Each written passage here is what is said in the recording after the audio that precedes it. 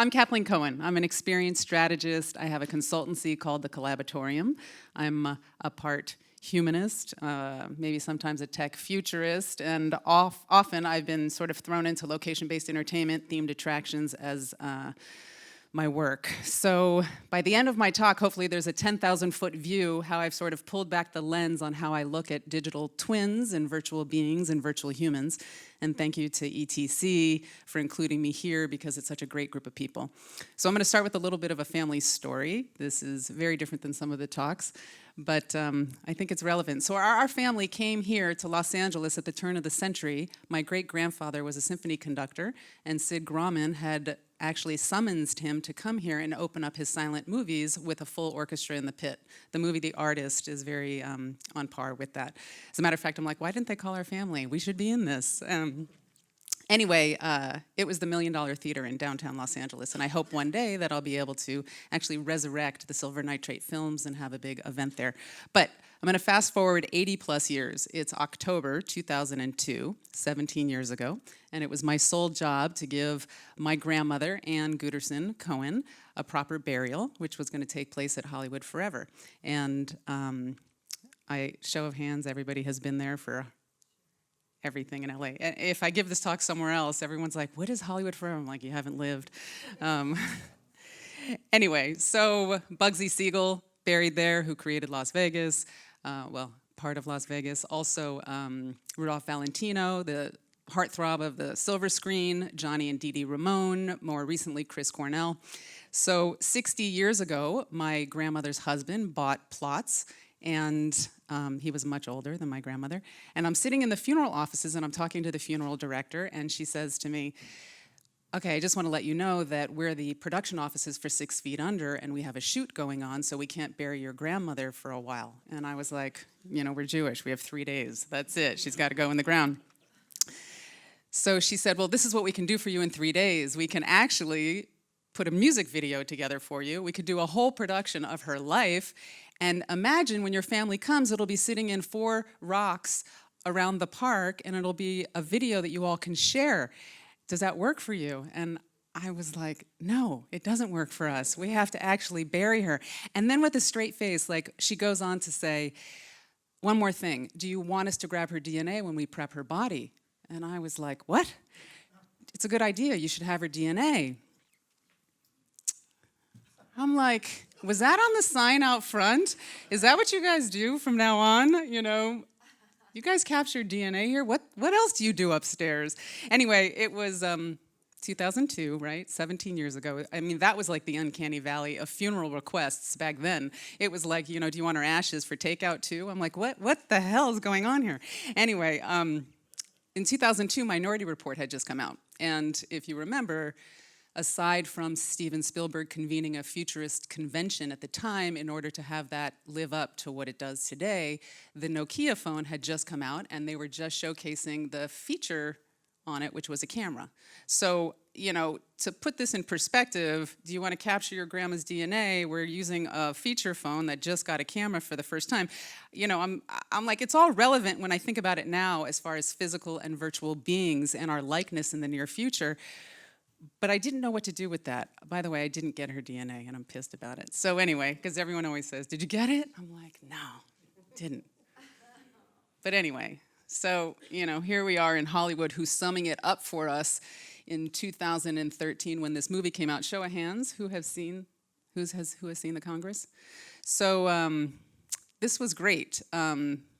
This short version, I'll read it. An aging out-of-work actress accepts one last job, but the consequences of her decision affect her in ways she didn't consider. So Robin Wright is playing the Princess Bride in the movie, and she agrees to preserve her likeness for any studio to use in any future film that it would like.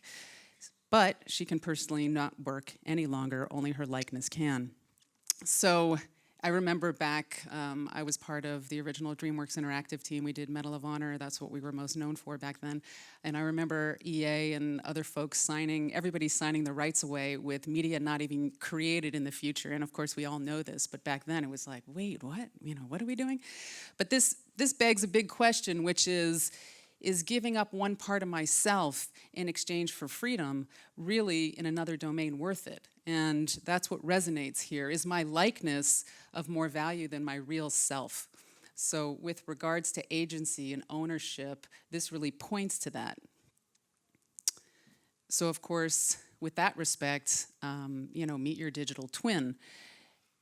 So when I was doing research, looking at all the different ways in which we're looking at likeness, I started grabbing just words that people were using, and I also started to look at the companies behind the words that people were associating with digital likeness over the years.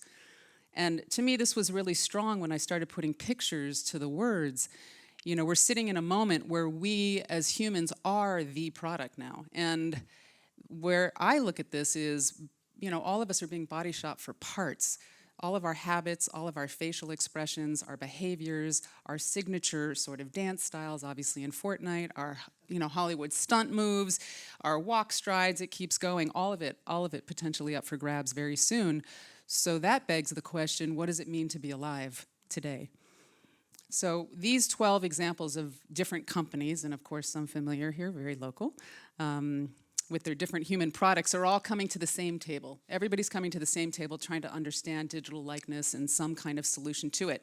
So whose job is it to create this new grammar that we're sharing? Of course, virtual beings seems to be the word du jour, but which one of these companies are going to not just own your behavior or your likeness or your walk cycle, but I take it one step further, and which company is going to own your intent? And where are we going with intentions? And if that slide wasn't enough, here's 22 more companies with unique names, all representing some kind of human progression. And, at first I was going to do like the rolling credits on Star Wars. It's like a land rush, to what end? But without doing so consciously, everybody's working on this long list representing human progress and intelligence. So, John, I have a lot of mad respect for what you guys are doing. I have a lot of respect for Digital Domain as well as Soul Machines in New Zealand, and what they're doing, if you know or don't know already, is looking at creating this virtual gene pool, a digital DNA, on top of the virtual beings that they're creating. So, at what point am I going to send my digital twin to my brother's wedding or a friend's wedding because I couldn't make it, and that's going to be socially okay? When does that pivot happen? And in the same vein, if I'm in a foreign country, is my digital twin going to get sick from eating bad food? Like, okay, there's a positive there. So yeah, all of the avatars and digital doubles have all these different names. But what I think is really important is the context of all of this. I look at this in three ways. I look at this first as the digital human, myself, and what my digital twin is, who, how, what, all the parts. Then I look at my digital twin in relationship to your digital twin, and I am saying, how do we relate together? And then I look at the room that we are all in. So those three levels of architecture is the way I look at how we're meeting our digital twins, is sort of a threefold lens. And finally, the environment that we're all sharing, how's that being modified with all this new DNA in smart worlds? I mean, it's bad enough to step on an iceberg and know below it it's, twice heavier below than it is above, but our environment is about to turn upside down, not just on the human side, but every side.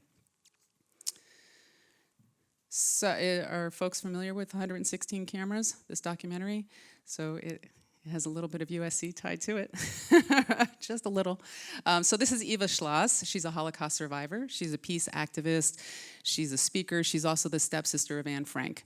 And she has obviously an incredible story of grit and triumph. And she starred in this movie a couple years ago, 116 cameras. So it was created with the Shoah Foundation here, as well as New Dimensions in Testimony, as well as USC's ICT, and it was directed and produced by Davina Pardo. So this documentary follows Eva's process as far as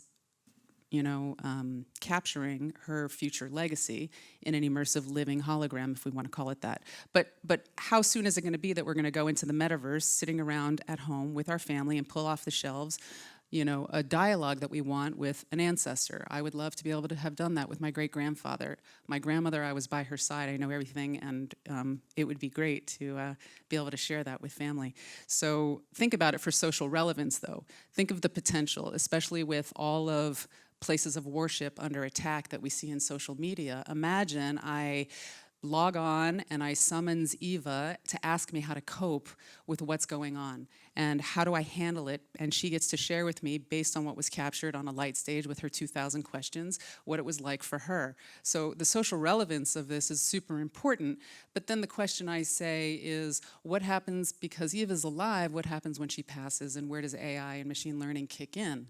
And at what point do we have to think about your personal brand management? So she's now elastic and she's dynamic because AI is going to fill in the blanks of how she can behave. And she's now going to be in continuum. So when we think about that, what happens to us in the future, and how do we help ask these relevant questions, why we're living, and then our legacy? And what does our twin look like, living and our legacy? So this was interesting. So, one thing to note is our perception of reality is more fragmentary than ever, and there's an opportunity to evolve as a species here. So I did this. I represent, obviously, the bottom half of the screen, the Collaboratorium, right up against AWS. I feel good about myself. But anyway, the term digital twin has obviously been reserved for industrialization and manufacturing, and I've bastardized it in this talk, knowing that meeting your digital twin isn't necessarily the right verbiage, but I did it for a point, and that was for this. If digital twinning for industrialization is everything on the top half of the screen, how far off would it be to mimic everything on the bottom half of the screen for us as humans? And the difference is, I've put in blue here, and it's another talk around the 5 personas of you and what I define and think about that makes up us as humans. But obviously, with XR and moonshot goals for humanity, maybe, we can map this, and maybe this is a starting point in answering the question. I think over here, maybe, was it Joel that had a question around characterization that you said, and the standards around that. This is beginning to look at that, and I'm looking at the same things right now too. So when I think about my digital twin in this way, I think about, do I want to keep my real persona? Maybe I don't. Maybe I do. I'm 51 and I feel like I got 51 years of a hell of a lot of wisdom and I want my digital twin to represent. But maybe I don't, because I've dreamt about being a different gender or a different age at a different time in a different decade. So maybe in the moment and on the fly and on demand, I can be sort of hot swappable about my identity. And that would be the dream come true. I mean, maybe because I've had a lifelong disability and I haven't been somebody who has felt like they've participated in life, this is the keys to the kingdom. I have an opportunity to be able to participate in life. So our digital twins have so many endless Hollywood stories, and if you change your cookie sets online today, yeah, sure, you're a different person. And maybe we all should take an exercise in doing that. Maybe your twin is your guru or your teacher or maybe your scapegoat. That's a good one. But maybe we can have a relationship with our digital twins psychologically and behaviorally. So no more existential crises is what I say. So where's this place? Where's this place for digital humans between now and the near future, where we're looking at things spatially, immersively, experientially? And from the tech side, we're sitting in this gap. And everybody on the product development side is like, we're in the developer years. Well, I've been in this since 1994, and we're still in the developer years. So I get it. It's like never going away. But what is that gap causing us? And, with deep fakes, is it trickery and trust? How are we dealing with all of it? It's like feeling like a betrayal of trust at this point. But, I've said this before, and it feels so Brene Brown for all the women in the room, too. Exactly. We're indexing vulnerability. We're all sitting in this moment. We're like sitting ducks. We're totally vulnerable. What do we do with this? And what's going to be learned by all this? And how do we connect more deeply as humans in it? And how is this all coming together right now? Dreamscape, everybody been there? I composited this from standing there taking a photo like this, so hopefully you don't kill me for that. Anyway, which headset's going to transport us into the metaverse, and what new version of Ready Player One are we actually going to be looking at? When does man and the machine fully merge so we can do this without gear? Is it retinal implants, and when does that start? More importantly, what are the goals to all of this? So this past spring, on the cover of Wired magazine, this was a great article, but it pointed out not who we are as digital human twins and virtual beings in the future are going to be, but what's the environment that we're going to share. And this is quoted as, someday soon, every place and thing in the real world, every street, every lamppost, it's not like anybody in this room doesn't know this, everything is going to have a full-size digital twin in the mirror world, this virtual place that's going to parallel our current real world. And, you know, it's all under construction in this building, and some folks here, including my dear friend Liam. Shout out to what you're next. But I could call out many companies, but here's one that calls it their magic verse or their smart city. That's an emergent system of systems driven by a lot of IoT and a lot of AI and GIS. And of course, their way into this world is through their mixed reality goggles. So yeah, AR, VR, MR, XR, RR, all the Rs. It's a vehicle to understand all this collaborative connective tissue. And it's got so many questions, and you know, I obviously ask a lot of questions. Are we going to solve systemic world problems with this? Is that what we're doing? Are we going backwards to look at where we've come so we can start solving where we're going? And what's the timeline for all of this? So I created this. This is a series of 3 timelines. I'm only showing you the future one, but we're sitting at that red dot. So like I said, I jumped in 1994 and as an animator. And I went through the interactive era, like we all did. All the studios were becoming interactive studios. And then from there, we rolled into the integrated media era. And you know, this was after the recession, and social jumped out as the thing. And I, at first, was a little bit of a naysayer. I was like, it's a pipeline, that's all it is. And now I'm like, oh, okay. So anyway, from the we're straddling the integrated media era, where a lot of people know they can count on an ROI, into this immersive era where nobody can figure out the ROI, or it's slowly happening. Certainly from the theme park world, you know, it's throughput, throughput, throughput. And you know, if you have something to say about Moore's Law and where we're going with tech and the rapid change of tech, we haven't even got through the dark blue square of immersive, and we're already in exponential and disruptive. We're already in the white box, and we're headed so fast to the green box, but between autonomous vehicles and blockchain and 5G and computer vision, and just go down the list of every buzzword, and not buzzword really, with all due respect, everything that's being talked about for the last 2 days here, you know, it's a lot to digest, and you're like, so where do I go with all of this? So if you do believe in Kurzweil, somewhere here, maybe up north here, that 2045 is the artificial superintelligence takeover. If you believe in all of that, and you don't want to find yourself living in the metaverse in a video game, you can certainly space colonize. You can go the terra firma route, and you can like follow all the techno-philanthropists in Silicon Valley, and you can go chase, you know, any planet. And even though death is imminent on that side too, maybe the better solution is the metaverse. But the point is here is that I keep summoning myself, all the architects in Los Angeles, and the urban planners and the designers, and asking, where are they at the table right now? Because I don't see them at the table. What I see is them using VR to help sell, but I don't see the questions that they ask that gamers aren't necessarily asking. And I can say this from being, you know, part of the Medal of Honor world. We built an engine prior to Unreal. We were asking questions about world building back then, and where are the architects and designers right now asking these questions? So I think they're a little late to the game, but if we can't solve the world problems, then I say, yes, let's all go to space.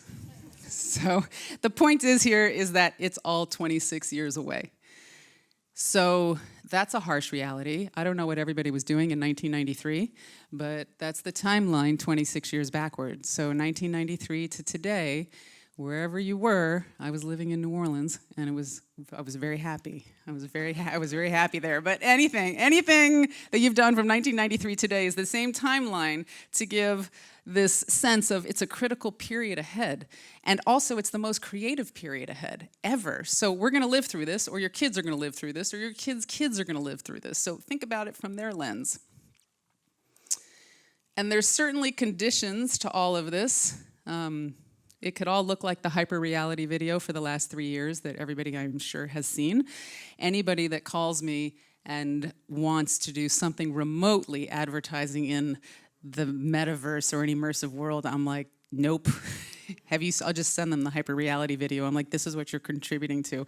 But anyway, the sum total could be what's unfolding, obviously, in China's social credit system. And on the good side is that we're being identified for good things that we've done in public spaces. Like, you need somebody to tell you and give you a pat on the back for that. Morally, you don't really need to. But, this also could be a control of a government situation too, whether good or bad.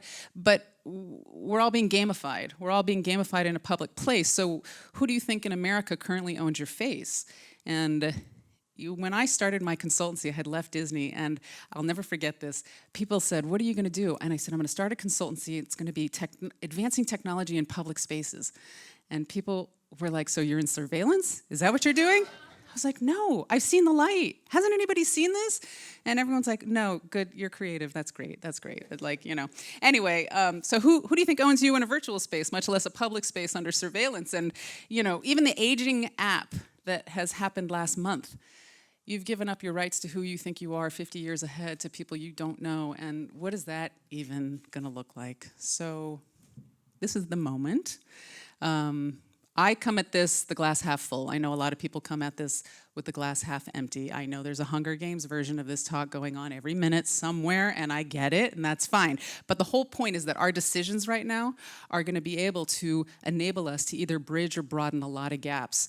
And with respect to our digital twins and how we relate to each other and the environment around us, at what point is my digital twin and my likeness going to be more important than my physical self? And when I die, people are not going to worry about me so much because they'll already have access to me. So when does that happen? And who am I actually signing up to architect that very thing? So this is where I've sort of rolled into a new career, calling myself a legacy architect. And that's a lot to handle. A likeness producer, legacy architect, consumer advocate for your being. I mean, that's got LifeSpring and Landmark written all over it. Anyway, so let's give shape to having more conversations, inquiring about what's rightfully yours. And this is where I say it's such a creative moment, such a creative opportunity for all of us. And so for that, the glass is so full. So in real life, people are calling this the Protopian era. Have you heard this phrase? So not utopia, it's not so idyllic, it's not dystopia, because it's already here. So the Protopian era is, and you'll hear a lot of future folks talk about this, it's the age of becoming. So it's not defined. So maybe that's the developer years. We're in the Protopian era. I kind of like that. But my goal is from the day your mom puts your 4D ultrasound on Facebook to the day you die, to your legacy, who is architecting and thinking about all of the products and services to help you as the general person? And I'm not saying this as a sales pitch, I'm saying rightfully so. Where is anybody going for this? And who are they trusting? And who's beginning to architect this index around who's going to protect you, much less also who's going to give you the right to dream about who you might want to be? Because if you're not running around Burning Man this week, clearly you're not dreaming. So, that's kind of what happens, I guess. But anyway, this is a little bit about me. So I was happy as a painter and a muralist in New Orleans, and then I got into industrial design as a glass blower and got on the box as an animator in 1994 with Silicon Studios. And I realized I might be in a dark, glowing room at Sony for the rest of my life, so I sort of changed my perspective, and I thought maybe I should pull the lens back a little and be a producer, which I gave up a lot of my creativity in all of that. So I did DreamWorks, Disney, IBM, innovation, and had a great ride, and opened up this consultancy that I have been challenged by ever since I opened it up. The Collaboratorium part, you can't even say it 5 times without tripping on it, but the idea of working with folks to really define this metaverse and define you as a virtual being is how this has evolved. Somewhere on there, I also worked on Capitol Hill for 4 years, so if you thought Hollywood was bad, you should really, really try Capitol Hill. Anyway, I was in Boise, Idaho last week, which is really a great town. And by the way, Boise State is doing some phenomenal things on the humanities of all of this. And it made me think of something that was so true. I laughed when I saw this sign, because who puts this sign up? And by the way, this looked like it had been there for 3 years. It is not a sign that just got put up. And I was like, I love this. This is so good. I'm putting it in my talk.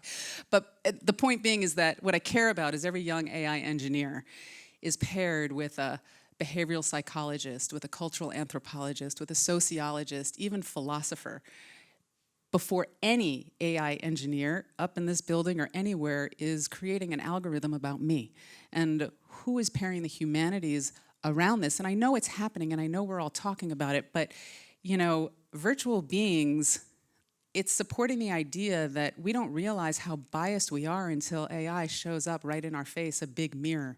So with that, my goal is to keep pushing on this very question. I sit in a very humanist perspective with all of this wisdom, so my hope is that I can help bring all of us together and keep answering this for the next 26 years. Thank you.